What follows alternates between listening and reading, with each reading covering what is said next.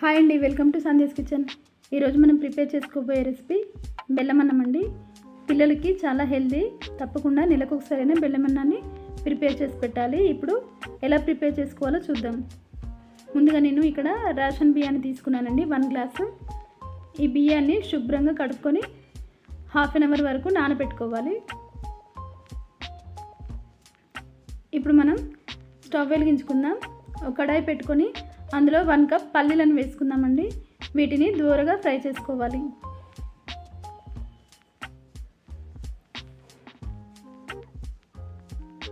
ఇవి వేగిన తర్వాత ఒక ప్లేట్లోని తీసుకుందాం.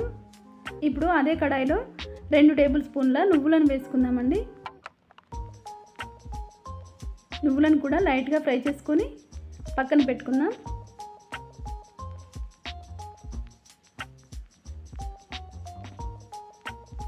ఇప్పుడు అదే కడాయిలో మనం 1 కప్ బెల్లాన్ని వేసుకుందాం. నేను ఇక్కడ తరుక్కున్న బెల్లాన్ని తీసుకున్నానండి. ఇందులో కొద్దిగా వాటర్ని యాడ్ చేసుకొని కరగనివ్వాలి. బెల్లం కరిగితే సరిపోతుందండి, పాకం ఏమీ అవసరం లేదు. కరిగిన తర్వాత పక్కన పెట్టుకుందాం. ఇప్పుడు ఒక మిక్సీ జార్ తీసుకొని పల్లీలను వేసుకుందామండి. అలాగే నువ్వులను కూడా వేసుకుందాం. ఇందులోనే 1 స్పూన్ సోంపును వేసుకోవాలండి. సోంపును వేసుకోవడం ద్వారా రైస్ మనకు త్వరగా జీర్ణం అవుతుంది. అలాగే 3 యాలకులను వేసుకుందాం. ఫ్లేవర్ కూడా బాగుంటుందండి. అలాగే బెల్లం మనం త్వరగా జీర్ణం అవుతుంది. తప్పకుండా సోంపును యాడ్ చేసుకోవాలి. ఇప్పుడు దీనిని మెత్తగా పౌడర్ చేసుకుందాం.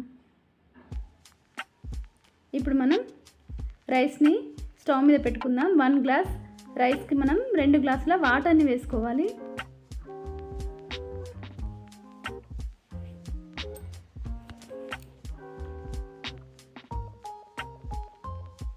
ఈ రైస్ని బాగా ఉడకనివ్వాలండి, మెత్తగా ఉడికించుకోవాలి.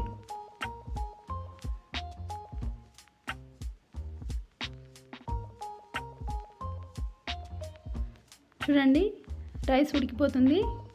ఇంకా మెత్తగా ఉడికించుకోవాలి రైస్ని.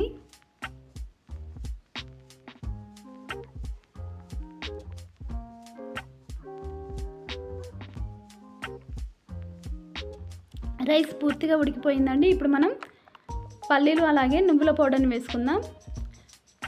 అన్నం మొత్తం కలిసేలా బాగా కలుపుకోవాలి.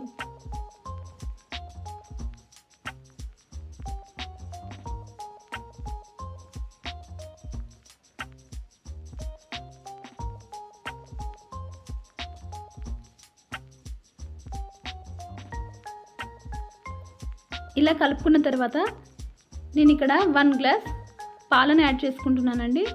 చిక్కటి పాలను తీసుకోవాలి. ఇప్పుడు బాగా కలుపుకుందాం. ఫ్లేమ్ని సిమ్లో పెట్టుకోవాలండి.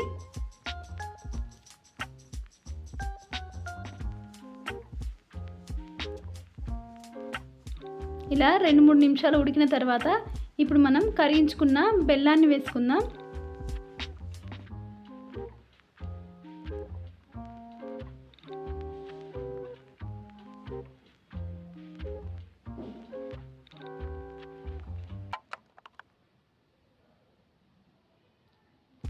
ఇప్పుడు బాగా కలుపుకోవాలండి. అంతా కలిసిలా బాగా కలుపుకొని ఫ్లేమ్ని సిమ్లోనే ఉంచాలి.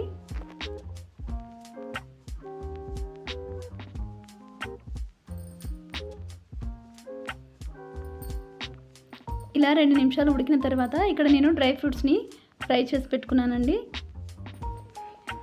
నెయ్యితో సహా డ్రై ఫ్రూట్స్ మొత్తాన్ని కూడా అన్నంలోని వేసుకుందాం.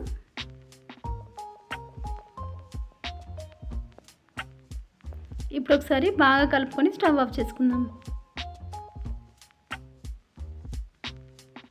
అంతే అండి, ఎంతో యమ్మీ అలాగే హెల్దీ అయిన బెల్లం అన్నం రెడీ అయిపోయింది.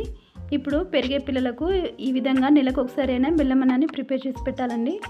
చాలా బాగుంటుంది. అలాగే ప్రాసెస్ కూడా చాలా బాగుంది కదా. మీరు కూడా ఒకసారి ఈ విధంగా బెల్లం అన్నాన్ని ప్రిపేర్ చేసుకోండి. మీకు ఎలా వచ్చిందో నాకు కామెంట్ సెక్షన్లో తెలియజేయండి. అలాగే నా రెసిపీస్ కనుక మీకు నచ్చినట్లయితే నా ఛానల్ని లైక్ చేయండి, షేర్ చేయండి, అలాగే సబ్స్క్రైబ్ చేసుకోండి. కీప్ స్మైలింగ్ అండి. బాయ్.